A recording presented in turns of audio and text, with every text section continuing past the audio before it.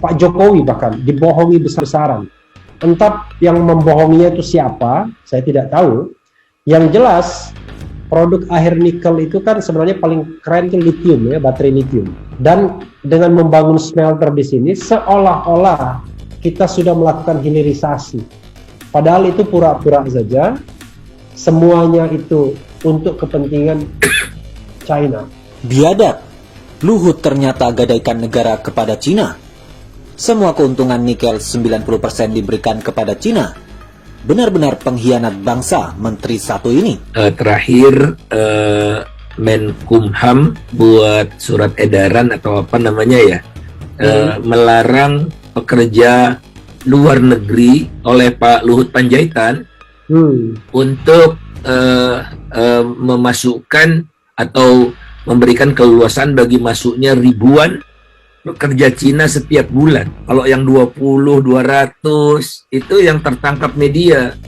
Tapi ternyata media tidak mampu untuk atau tidak bisa ya untuk menangkap seluruh yang masuk ini. Karena modusnya lewat Samratulangi. Dari Samratulangi dia ke Morowali. Jadi dari charter flight dari China ke Samratulangi. Dari Samratulangi angkut lagi pakai Wings Air ke Morowali. Itu yang ribuan setiap bulan di era pandemi. Nah, yang mereka lakukan adalah mengolah biji timah ya, mengolah biji timah menjadi sebagian besar NPI, nickel pig iron.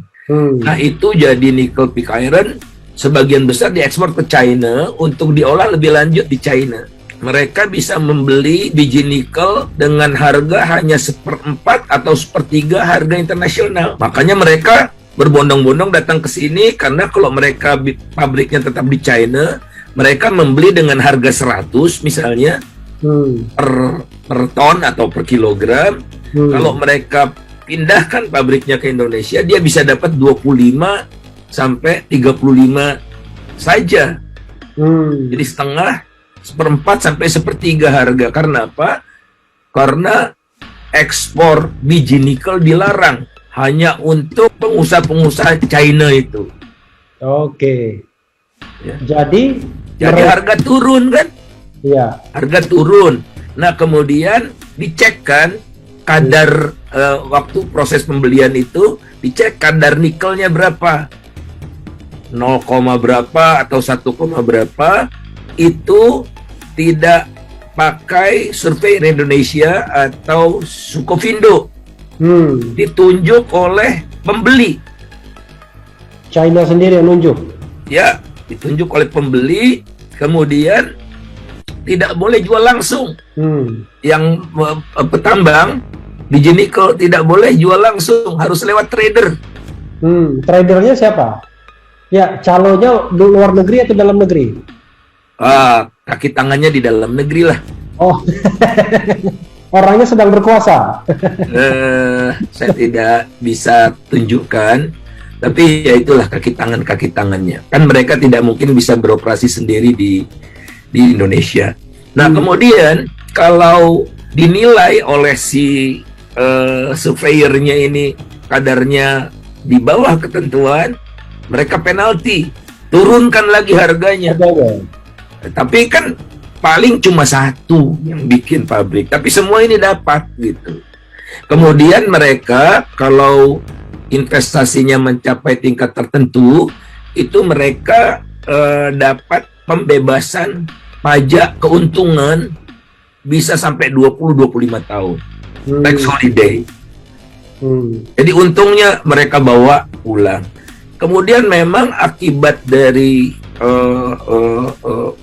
pabrik-pabrik smelter ini, ekspor kita naik, ekspor Indonesia naik, tapi tidak sesen pun balik ke Indonesia. Mereka taruh uangnya di luar negeri. Oke.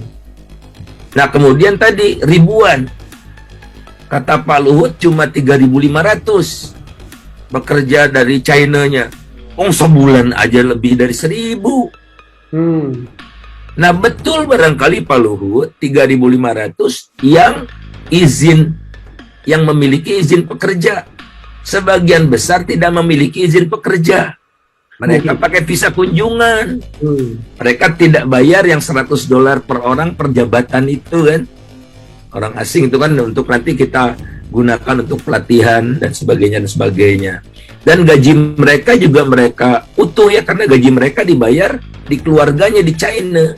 Jadi mereka tidak punya efek belanja ke warga sekitarnya, karena mereka bawa juru masak sendiri, bawa tukang kebun sendiri, dan sebagainya itu. Jadi orang yang datang bekerja itu bukanlah tenaga ahli, ada tenaga ahlinya sedikit, tapi yang banyak adalah tukang kebun, satpam, supir forklift ya, seperti itu. Datanya ada semua pada saya. Oke. Abang dapat data dari mana, Bang? Oh, sumber saya kan banyak ya, dari China sendiri. Oke. Kan di China juga perorangan mereka atau tidak indep dipakai. Ini indep atau abang perorangan? Pribadi, saya tidak melibatkan siapapun. Sekretaris pun tidak saya libatkan. Jadi kalau abang ngomongnya, abang bisa pertanggungjawabkan datanya ya? Ya, saya sudah kasih juga datanya ke staf khusus Pak Luhut, sudah saya kasih ke Pak Bahlil, ya, udah saya kasih ke beberapa orang lah yang harusnya punya concern ya tentang ini, duduk perkaranya supaya jelas. Ya akhirnya sih baru satu soal yang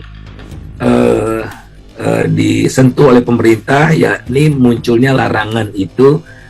Tapi itu larangan bukan dari seluruh nilai yang diciptakan, dari proses mengolah dari biji sampai produk-produk smelter, Ya. maksimum yang tinggal di wilayah Republik Indonesia ini 10%. 10%. Jadi 90% dinikmati oleh China. 90%. Jadi Indonesia dijadikan ekstensi dari China untuk mendukung industrialisasi di China. Oke, jadi tidak benar kalau investasi itu membantu Indonesia, kecuali 10% tadi. 10%. Jadi ya bantuan juga 10%. Tapi kita kehilangan potensi 90%. Kalau kerjasama mestinya angka berapa Bang yang paling masuk akal? Kalau misalnya kita bicara keseluruhan itu 100%, kalau misalnya itu win-win solution, harusnya berapa-berapa? Ya sebagian besar ke kita lah ya. Oh iya ya, karena kita yang punya barang kan? Ya, kalau hitungan korporasi tentu saja berapa modal yang disetor. Nah, kita punya apa? Kita kan punya biji timah, kita punya tanah, kita punya tenaga kerja, gitu-gitu ya. Iya. Artinya kalau misalnya di kasus minyak ya, di masa lalu itu bagi hasilnya 85 untuk pemerintah, 15%, 45% ya, untuk pemerintah, 15% untuk kontraktor, setelah segala biaya ditanggung oleh pemerintah. Cost recovery. Oh, cost recovery-nya, oke. Seluruh ongkosnya ditanggung, dihitung, 85% masuk pemerintah. Ya, itu pun dulu bermasalah juga ya, karena cost recovery-nya bisa naik terus. Karena ya otomatis cost recovery naik terus, karena kan minyaknya makin dalam, makin sulit didapat. Yang penting adalah tambahan pendapatan kita lebih tinggi dari tambahan ongkos. Ongkos naik, tapi pendapatannya juga naik lebih tinggi. Oke, jangan ongkos naik, tapi kemudian tambahan pendapatan turun ya. Seperti Freeport misalnya.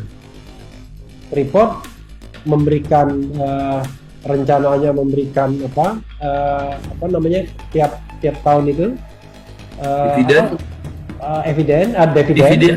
dividen. Nah, dividen ini konon katanya sama aja dengan dividen yang dulu juga ketika kita belum mengambil alih Freeport gitu. Kalau di Freeport ini datanya dibandingkan, kan kita untuk mengambil alih Freeport menjadi 51%, kita udah punya uang. Ya, kita pinjam. Ya. Kita pinjam. Nah, bunga pinjamannya itu setiap tahun lebih tinggi daripada dividen yang didapat pemerintah.